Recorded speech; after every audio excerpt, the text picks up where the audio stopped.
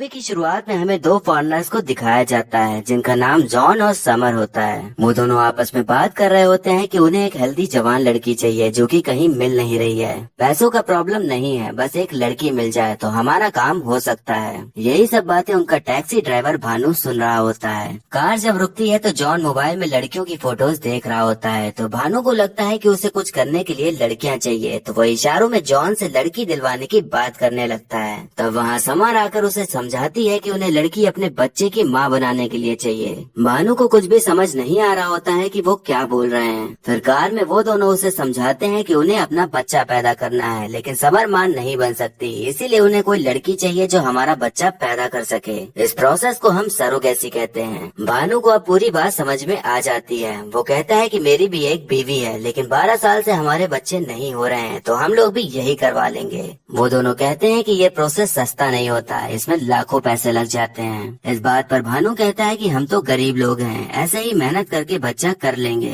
वो कहता है कि मैं कोई लड़की दिलवा दूंगा जो आपका बच्चा पैदा कर सके, लेकिन उसके लिए आपको मुझे कुछ पैसे तो देने ही पड़ेंगे, क्योंकि पैसे के बिना इस गरीब का कहाँ भला होगा। अब वो उन दोनों को एक औरत के पास लेकर जाता है और उन्हें बताता है कि इन्होंने 14 बच्चे किए हैं, तो आपके भी कर ही देंगी। समर उसे समझाती है कि ये औरत बहुत बूढ़ी है, ये नहीं चलेगी, हमें एक हेल्दी लड़की चाहिए, क्योंकि बच्चे को पैदा होने के लिए एक हेल्दी शरीर चाहिए होता है। भानु को अब पूरी बात समझ में आ जाती है और वो उनसे कहता है कि अब वो चुस्त फुरुस्त हेल्दी लड़की ढूंढकर उन्हें देगा। अब भानु उन लोगों को एक जगह पर लेकर जाता है जहाँ पर डांस प्रोग्राम चल रहा होता है। उस डांस प्रोग्राम में मिमी नाम की एक लड़की डांस कर रही होती है और समा नाम की लड़की वहाँ गाना गा रही होती है।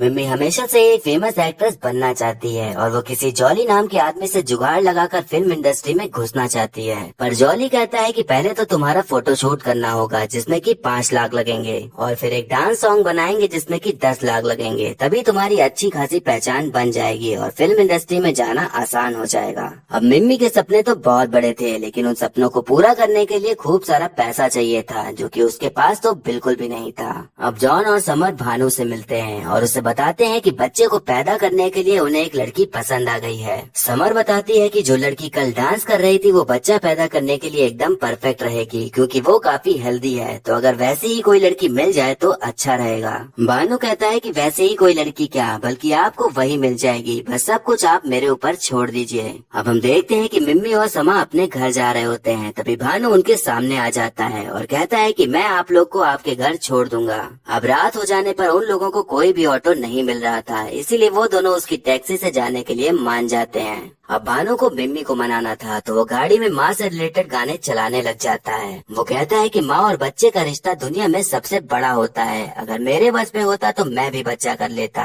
अब मिम्मी का घर आ जाता है तो वो गाड़ी से उतर कर जाने लगती है, तभी भानु उसे कुछ कहने के लिए उसको रोकता है। वो हिचकिचाते हुए कहता है कि जो फॉरेनर्स आए हुए हैं उन्हें आप पसंद आ गई हैं, तो वो चाहते हैं कि उनका बच्चा आप पैदा करें। अभी बात सुनते ही मिम्मी भानु के गाल पर जोर का तमाचा जड़ देती है। अब अगले दिन हमें मिम्मी के माँ बाप को दिखाया जाता है। पिताजी संगीतकार होते हैं और बच्चों को संगीत सिखाते हैं और मम्मी घर के कामों को संभालती हैं। मम्मी पापा मिम्मी के फ्यूचर को लेकर काफी परेशान रहते हैं कि वो ना जाने आगे क्या करेगी, लेकिन मिम्मी को पता था कि उसे एक फेमस हीरोइन ही बनना है। अब मिम्मी मंदिर जाकर भगवान से एक्ट्रेस बनने की मन्नत मांग रही होती है, तो वहाँ पर भी भानु उसके पीछे पीछे आ जाता है। वो मिम्मी से कहता है कि वो बस उसकी एक बार बात सुन ले, उसके बाद उसे जो करना है कर सकती है। अब भानु उसे समझाता है कि उनका बच्चा पैदा करने के लिए आपको जॉन के साथ सोने की जरूरत नहीं है। अब दुनिया में नई टेक्नोलॉजी आ गई है जिससे कि बिना संभोग के ही बच्चा पैदा हो सकता है, जिसे सरोगेसी कहते हैं। मिम्मी उससे कहती है कि उनका बच्चा मैं क्यों पैदा करूं और मुझे तो हीरोइन बनना है, इतनी सारी औरतें तो है ही इस देश में, किसी से भी बच्चा करा ले जाकर। मिम्मी वहाँ से जाने लगती है, तभी भानु कहता है कि वो इस काम के लिए 20 लाख रुपए देने के लिए तैयार हैं, जिससे कि चाहो तो तुम मुंबई जा सकती हो और तुम्हारा हीरोइन बनने का सपना भी पूरा हो सकता है। अब इतने पैसों की बात सुनकर मिम्मी का माथा एकदम टनक जाता है। अब मिम्मी के मन में अपने सपने पूरे होने के ख्याल आने लगते हैं। वो सोचने लगती है कि अगर इतने पैसे मुझे मिल जाए तो मेरे सारे सपने पूरे हो सकते हैं। वो ये सारी बात अपनी दोस्त समा को बताती है, तो वो उसे ऐसा करने को बिल्कुल भी मना करने लगती है। मिम्मी उसे फिर समझाती है कि इतने पैसे तो हमें कभी जिंदगी में नहीं मिल पाएंगे और जो मुझे करना है उसके लिए तो पैसे चाहिए ही, इसीलिए एक बार तो उनसे मिल के बात कर लेते हैं, अगर सही लगा तो करूँगी वरना नहीं करूँगी। समा उसकी बात सुन के मान जाती है और फिर वो दोनों जॉन और समर से मिलते हैं। समा उनसे पूछती है कि आप लोग को यही क्यों चाहिए, बच्चा तो कोई भी लड़की पैदा कर सकती है। समर कहती है कि मिम्मी एकदम फिट है और डांसर है, डांसर्स की बॉडीज बेस्ट होती है तो इसीलिए बच्चा काफी सही पैदा होता है। मिम्मी पूछती है कि मुझे पैसे कैसे मिलेंगे, तो समर बताती है कि आपको हम हर महीने 50,000 देंगे, फिर बच्चा लेने के बाद आपको पूरे 15.5 लाख रुपए दे देंगे। अब मिम्मी पैसों के चक्कर में उन दोनों को बच्चा पैदा करने के लिए हाँ कर देती है। अब बात आती है कि जब मम्मी प्रेग्नेंट हो जाएगी तो घर में क्या बताएगी। भानु कहता है कि तुम 9 महीने के लिए कहीं बाहर निकल जाओ तो सही रहेगा। इस बात पर समा कहती है कि तुम मेरे घर पे आ जाना, क्योंकि मेरे साथ बस अब्बू ही रहते हैं, लेकिन वो एक मौलवी हैं तो वो मस्जिद से कम ही घर आते हैं। अब उन लोग में डिसाइड हो जाता है कि मम्मी समा के घर पर ही रहेगी। अब वो सब लोग मम्मी का चेकअप कराने के लिए डॉक्टर के पास ले जाते हैं। डॉक्टर उससे कहती है कि प्रेगनेंसी के टाइम में आपको अच्छा खाना होगा और खुश रहना होगा, तभी बच्चा स्वस्थ पैदा होगा। अब इसके बाद मिमी और दोनों कपल के बीच कॉन्ट्रैक्ट साइन हो जाता है और सरोगेसी प्रोसेस भी हो जाता है। फिर कुछ ही टाइम बाद मिमी प्रेग्नेंट भी हो जाती है। ये खबर सुनकर जॉन और समर काफी खुश होते हैं, क्योंकि वो लोग अब माँ बाप बनने वाले थे। अब वो दोनों मिमी को महीने का 50,000 दे देते हैं और कहते हैं कि वो दोनों अमेरिका वापस जा रहे हैं ताकि वो और पैसे कमा सकें, और तुम्हारा यहाँ ख्याल रखने के लिए भानु तुम्हारे साथ ही रहेगा। भानु को भी पैसे मिल रहे थे, इसीलिए वो उनके साथ रहने को तैयार हो जाता है। अब मिमी घर जाकर अपने मम्मी पापा को बताती है कि उसे एक फिल्म में रोल मिल गया है जो कि 9 महीने तक शूट होगी, इसीलिए मुझे वहीं पर जाकर रहना होगा। मम्मी पापा ये सुनकर खुश तो होते हैं, लेकिन उसे भेजने के लिए राजी नहीं हो रहे होते। पर मिमी उन्हें बड़े बड़े सपने दिखाकर उन्हें मना ही लेती है। अब हम देखते हैं कि मिमी बुर्का ओढ़कर और भानु मुसलमान आदमी का गेटअप लेकर समा के साथ उसके घर रहने जा रहे होते हैं। वहाँ पर एक आदमी समा को टोक देता है और उनसे पूछता है कि ये दोनों कौन है। समा कहती है कि इसका नाम चांद है, ये मेरी खाला की भतीजी है और ये उनके शौहर नवाजुद्दीन है। अब डॉक्टर ने मिमी को वॉक पर जाने के लिए बोला था, तो सुबह होते ही समा और मिमी वॉक पर चले जाते हैं। तभी घर में समा के अब्बू आ जाते हैं, तो उनका सामना भानु से होता है। अब्बू उससे पूछता है कि तुम कौन हो, तो वो अपना नाम नवाजुद्दीन बताता है। फिर वो पूछते हैं कि समा कहाँ है, तो वो बताता है कि मेरी बीवी प्रेग्नेंट है, इसीलिए वो उसके साथ वॉक पर गई है। अब इन दोनों के बीच थोड़ी बहुत बातचीत होती है, जिसमें कि भानु को हर तरह के झूठ बोलने पड़ जाते हैं। अब समय धीरे धीरे गुजर रहा होता है। वहीं मिम्मी के पेट के अंदर पल रहा बच्चा बड़ा होने लगता है और उसका पेट निकल आता है। समा और भानु मिम्मी का अच्छे से ख्याल रख रहे होते हैं, खूब खिला पिला रहे होते हैं और मिम्मी के सारे मूड स्विंग्स को भी सह रहे होते हैं। ऐसे ही करते करते काफी महीने बीत जाते हैं। फिर वो दोनों मिम्मी को डॉक्टर के पास चेकअप कराने के लिए ले जाते हैं, जहाँ उनसे दोबारा जॉन और समन मिलते हैं। अब डॉक्टर जॉन और समर को बताती है कि हमने मिमी का चेकअप किया था, तो पता चला कि जो बच्चा उसके पेट में पल रहा है वो मेंटली डिसेबल्ड है। ऐसा कई बार हो जाता है कि बच्चे पूरी तरह से स्वस्थ पैदा नहीं हो पाते। अब ये खबर सुनकर जॉन और समर काफी ज्यादा दुखी हो जाते हैं, क्योंकि उन्हें तो एक अच्छा खासा हेल्दी बच्चा चाहिए था, लेकिन अब उन्हें एक दिमागी रूप से कमजोर बच्चा मिल रहा था। अब वो दोनों भानु से मिलते हैं और कहते हैं कि उन्हें ये बच्चा अब नहीं चाहिए, क्योंकि बच्चे में कुछ प्रॉब्लम है। भानु उन पर गुस्सा करने लगता है और कहता है कि मिम्मी वो बच्चा लेकर क्या करेगी, आपका बच्चा है तो आप ही लेकर जाइए। समर कहती है कि हम एक डिसेबल्ड बेबी को नहीं पाल सकते, तो मिम्मी से कह दो कि वो बच्चा गिरा दे।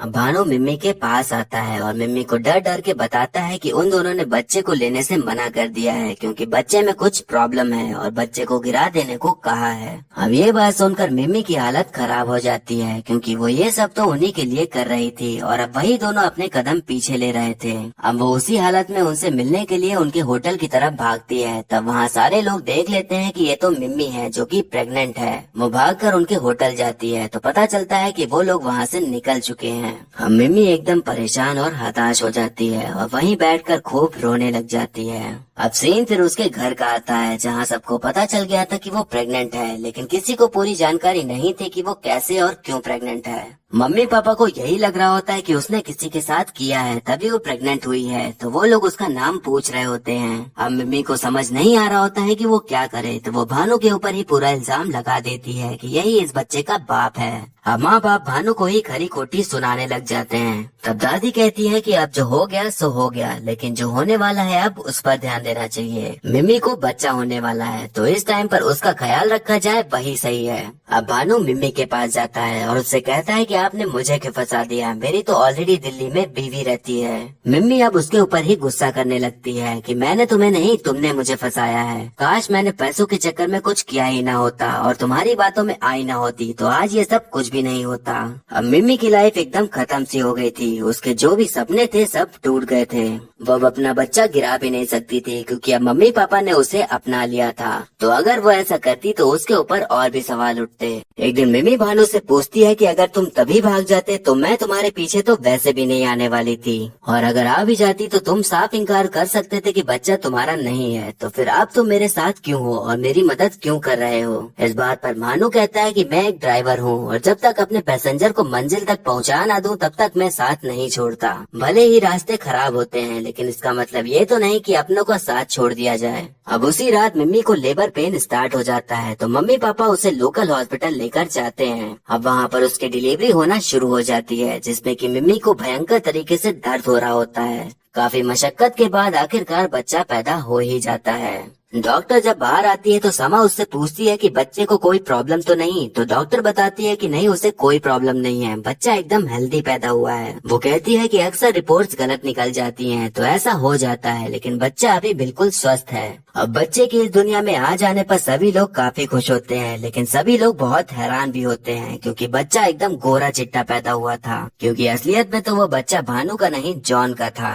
अब पूरे शहर में खबर फैल जाती है कि एक लड़की को एकदम गोरा बच्चा हुआ है तो सभी लोग उस बच्चे को देखने के लिए उनके घर के सामने भीड़ लगा देते हैं। समा मिम्मी से पूछती है कि बच्चे को पैदा करने के बाद कैसा लग रहा है, तब मिम्मी कहती है कि बहुत अलग सा फील हो रहा है, कभी सोचा नहीं था कि ऐसा होगा। इस बात पर समा कहती है कि हम जो सोचते हैं वो जिंदगी नहीं होती बल्कि हमारे साथ जो होता है वो जिंदगी होती है, इसीलिए जो हो रहा है उसके साथ तुम्हें आगे बढ़ना चाहिए। भानु से सभी लोग पूछने आने लगते हैं कि उसने इतना गोरा बच्चा कैसे पैदा कर लिया, तब वो उन सबको उल्टी सीधी टिप्स बताने लग जाता है। अब भानु के पास उसकी बीवी का कॉल आ जाता है और वो उससे शिकायत करने लगती है कि वो कितने महीनों से घर नहीं आया है। भानु की माँ भी होती है जो उससे घर पर बुला रही होती है लेकिन भानु किसी तरह का बहाना मार के बाद में आने को कह देता है। उसकी बीवी समझ जाती है कि भानु के साथ कुछ तो गड़बड़ चल रहा है। अब हम देखते हैं कि भानु की बीवी और उसकी माँ उसी शहर आ जाते हैं जहाँ भानु था और लोगों से उसका पता पूछने लग जाते हैं। एक लड़का बताता है कि ये आदमी तो बहुत फेमस है, ये मिम्मी का पति है और इसने बहुत गोरा बच्चा पैदा किया है। उसकी बीवी ये बात सुनते ही उसके गाल पर जोर का तमाचा जड़ देती है।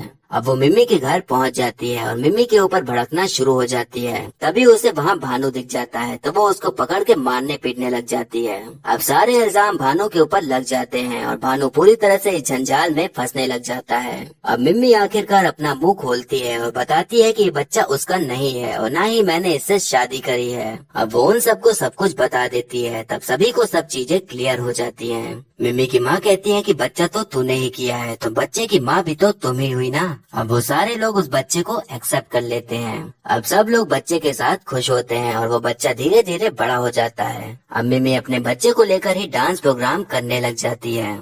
अब एक दिन हम देखते हैं कि जॉन और समर वापस आ जाते हैं। मिम्मी उनको देखकर बहुत गुस्सा होती है और उनको उस टाइम अचानक से भाग जाने के लिए खूब सुनाती है। समर कहती है कि उसके बाद से हम लोग काफी डिस्टर्ब हो गए थे और तब से हमने फिर दोबारा बच्चा करने का नहीं सोचा। फिर एक दिन फेसबुक पर एक वीडियो देखी जिसमें कि तुम एक गोरे बच्चे के साथ डांस कर रही थी, तब हमें समझ आया कि वो बच्चा हमारा है। मिम्मी उससे कहती है कि वो बच्चा तुम्हारा नहीं मेरा है और अब 4 साल बाद मैं तुम्हें अपना बच्चा वापस तो नहीं देने वाली, इसीलिए चुपचाप यहाँ से निकल जाओ। अब अगले दिन भानु मिम्मी से कहता है कि उन लोग की हिम्मत कैसे हुई अब आकर बच्चा मांगने की है। राज हम सबका दुलारा है और हम सब ने उसको प्यार दिया है, ऐसे ही उनको वापस नहीं देंगे। वो ये सब बातें कर ही रहे होते हैं तभी वो दोनों फिर से वहाँ आ जाते हैं। समर कहती है कि वो राज के लिए खिलौने लाई है लेकिन मिम्मी उन्हें वहाँ से चले जाने को कहती है, पर तभी वहाँ बच्चा आ जाता है। समर जो खिलौने लेकर आई हुई थी राज उनके साथ खेलने लग जाता है। जॉन बोलता है कि जब हम लोग यहाँ से चले गए थे तो समर काफी डिप्रेस्ड हो गई थी, उसने तो एक बार सुसाइड करने का भी ट्राई किया था और अब 4 साल बाद मैंने उसे इतना खुश देखा है तो अब ये खुशी तो मैं उसके फेस से नहीं जाने दूंगा, इसीलिए मैं चाहता हूँ कि बच्चे को मुझे दे दो, नहीं तो फिर मुझे लीगली कोर्ट जाकर बच्चे को लेना पड़ेगा। अब वो दोनों वहाँ से जाने लगते हैं। तब भानु उनसे कहता है कि मिम्मी से उसका बच्चा मत छीनिए, उसने उसके लिए हर चीज सेक्रीफाइस कर दी है। वो हीरोइन बनना चाहती थी पर उसे पालने के लिए उसने अपने सारे सपने छोड़ दिए। अब आप लोग 4 साल बाद आए हैं बच्चा लेने के लिए और लीगल एक्शन लेने की बात कर रहे हैं। ये मत समझिए कि मिम्मी अकेली है, हम लोग उसके साथ हैं और जिस कोर्ट जाना होगा हम लोग चले जाएंगे लेकिन बच्चा वापस नहीं देंगे। अब मिमी के मन में धीरे धीरे ख्याल आने लगता है कि शायद बच्चा अपने असली माँ बाप के साथ ही खुश रहेगा। वहीं समर को भी ये ख्याल आने लगता है कि शायद बच्चा मिमी के साथ खुश रहेगा क्योंकि उसने ही उसे पाला है। अब मिमी बच्चे को उन दोनों को देने का फैसला कर लेती है। वो कहती है कि मैं कुछ भी कर लूं लेकिन वो बच्चा हमेशा उनका ही रहेगा और हम कितना भी केस लड़ लें पर वो साबित ही कर देंगे कि वो बच्चा उनका ही है। ऐसे उसे जबरदस्ती रखने का क्या फायदा। मैं नहीं चाहती कि इन सब के बीच राज को कोई तकलीफ हो, इसीलिए मैं उन्हें ही दे दूंगी ताकि वो खुशी खुशी उनके साथ रहे। इस बात पर वहाँ कोई भी एग्री नहीं कर रहा होता है पर उन्हें मिमी की बातें माननी ही पड़ती हैं। अब वो सब लोग अपने दिल पर पत्थर रखकर बच्चे को देने के लिए जॉन और समर के पास जाते हैं। समर मिमी से कहती है कि उन्हें राज नहीं चाहिए क्योंकि उसको तो तुमने ही पाला है और मैं जानती हूँ कि अगर मैं उसे ले गई तो वो तुम्हारे बिना वहाँ नहीं रह पाएगा, इसीलिए बच्चा तुम्हारा ही है और हमेशा तुम्हारा ही रहेगा। फिर हम जॉन की गोद में एक छोटी सी बच्ची को देखते हैं। समर बताती है कि एक दिन हम लोग ऑर्फनेज से गुजर रहे थे तो हमने इस बच्ची को गेट के पास रोते देखा। हमें ये बच्ची बहुत पसंद आ गई, इसीलिए हमने इसे गोद लेने का सोच लिया और हमने इसका नाम तारा रखा है। अब राज मिमी के पास ही रहने वाला था। इस बात से वहाँ सभी लोग काफी ज्यादा खुश होते हैं। अब जॉन और समर ने बच्ची को गोद ले लिया था तो वो भी माँ बाप बन ही गए थे। इस तरह से सभी लोग को खुशी मिल जाती है और फिर मूवी यहीं पर खत्म हो जाती है। तो दोस्तों मुझे तो ओवरऑल मूवी काफी अच्छी और एंटरटेनिंग लगी, जिसमें कि सबकी एक्टिंग काफी बढ़िया नजर आई। खासकर कृति सेनन की एक्टिंग बहुत सही लगी और पंकज त्रिपाठी के बारे में तो क्या ही कहूँ, उनकी एक्टिंग के बारे में तो आप सभी जानते हैं। वहीं बाकी कलाकारों ने भी बढ़िया प्रदर्शन किया है और जो दो फॉरनर्स बने हैं उन्होंने अपने कैरेक्टर को अच्छे से निभाया है। मुझे कहीं भी ओवर एक्टिंग और जबरदस्ती की कॉमेडी नहीं दिखी। मुझे बस एक चीज समझ में नहीं आई कि जॉन और समर ने इंडिया में सरोगेसी करने का फैसला क्यों लिया। यहाँ हमें इस चीज का कोई भी स्पेसिफिक रीजन नहीं बताया गया है, या अगर कोई रीजन है और आपको पता है तो प्लीज कमेंट करके मुझे जरूर बताइएगा। तो ये था एक्सप्लेनेशन मिमी मूवी का। आपको मूवी और मेरा एक्सप्लेन करना कैसा लगा ये कमेंट करके जरूर बताइएगा। आप ये भी बता सकते हैं कि मुझे अब अगली कौन सी मूवी एक्सप्लेन करनी चाहिए। और ऐसे ही आने वाली वीडियोस देखते रहने के लिए हमारे चैनल को सब्सक्राइब करें और बेल आइकन दबा दें, जिससे कि आपको नई वीडियोस की